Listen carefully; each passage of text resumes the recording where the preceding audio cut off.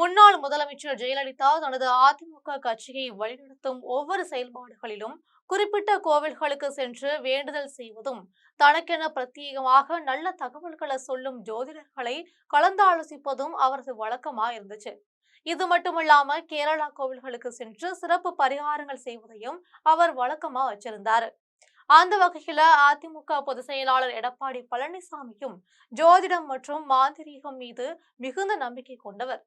இப்போ அவர் தேர்தல் முடிவு தொடர்பாக வெகு விரைவிலேயே கேரளத்தில் உள்ள பிரபலமான மந்திரவாதி ஒருவரை சந்திக்க இருப்பதா தகவல் வெளியாகி இருக்கு. இது தொடர்பாக ஜெம் தொலைக்காட்சி வழங்கும் சிறப்பு செய்தி தொகுப்பை பார்க்கலாம்.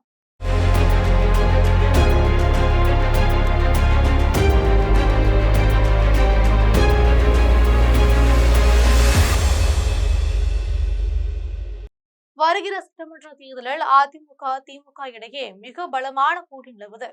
இரு கட்சிகளுக்கும் வருகிற சட்டமன்ற தேர்தல் ஒரு முக்கியமான முடிவை சொல்ல காத்திருக்கு. அந்த வகையில எப்படியாவது மீண்டும் அதிமுக ஆட்சியை கொண்டு வரணும் அப்படிங்கறதுல எடப்பாடி பழனிசாமி ஏராளமான போராட்டங்களை சந்திச்சுட்டு வராரு. அந்த வகையில உள்கட்சி பூசல், எதிர்கட்சி போட்டி, கூட்டணி கட்சிகளின் தொகுதி பங்கீடு, வேட்பாளர் தேர்வு என மிகப்பெரிய தலைவலிகளை சந்தித்து வராரு எடப்பாடி பழனிசாமி. இந்த நிலையில எடப்பாடி பழனிசாமியை பொறுத்தவரையில அவ்வப்போது ஜோதிடர்களை கலந்தாலோசிப்பது அவரது வழக்கமாவே இருக்கு. ஏற்கனவே 6 மாதங்களுக்கு முன்னாடி பிரபல ஜோதிடர் ஒருவரை வீட்டுக்கு வர வச்சு ஆருடம் கிடைச்சாரு. அப்போ அந்த ஜோதிடர், நீங்கள் எந்த வகையிலுமே கவலைப்பட வேணாம், உங்களுக்கு வெற்றி தரக்கூடிய கூட்டணிகள் அமையும், நிச்சயமா இந்த தேர்தல் நீங்கள் வெற்றி பெறுவீர்கள்னு நம்பிக்கை தெரிவிச்சிருக்காரு. இதனிடையே கடந்த மாதமும் வேறு ஒரு ஜோதிடரை வீட்டுக்கு அழைத்து ஆருடம் கிடைச்சிருக்காரு. அவரும் வருகிற சட்டமன்ற தேர்தலில் உங்களுக்கான வெற்றி வாய்ப்பு பிரகாசமா இருக்கு, நம்பிக்கையுடன் நீங்கள் செயல்படுங்கள், அனைத்து வகையான குழப்பங்களுமே தேர்தலுக்கு 20 நாட்களுக்கு முன்பா நீங்கிடும், நீங்கள் தான் அடுத்த முதல்வர் என்பதுல உறுதியான தகவலை சொல்லியிருக்காரு. இதற்கு இடையில மற்றொரு ஜோதிடர் மிக துணிச்சலா ஒரு கருத்தை சொல்லியிருக்காங்க. நீங்கள் இந்த தேர்தலில் மிக பலமான போட்டியை சந்திக்க வேண்டியது இருக்கும், கூட்டணி விவகாரங்கள் தொடர்பா உங்களுடைய ஜாதக பலன்கள் சரியா அமையல, அதனால வெற்றி என்பதை உறுதியா சொல்ல முடியாதுன்னு பகிரங்கமா சொல்லியிருக்காரு.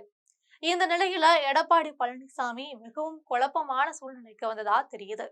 ஏற்கனவே எடப்பாடி பழனிசாமிக்கு கேரளாவில் உள்ள ஒரு பிரபலமான மந்திரவாதிகளோட தொடர்பு உண்டு.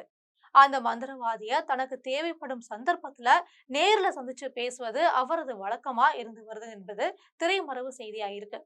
கடந்த நாடாளுமன்ற தேர்தல் சமயத்துல கூட அவர் பாதுகாப்பு அதிகாரிகள் உட்பட யாருமே இல்லாம 5 நாட்கள் கேரளாவுக்கு ரகசிய பயணம் மேற்கொண்டார். அங்கு பிரபல மந்திரவாதியை சந்திச்சு சில ஆலோசனைகளை நடத்தியதாகவும் யாகங்கள் வளர்த்ததாகவும் தகவல்கள்லாம் வெளிவந்துச்சு.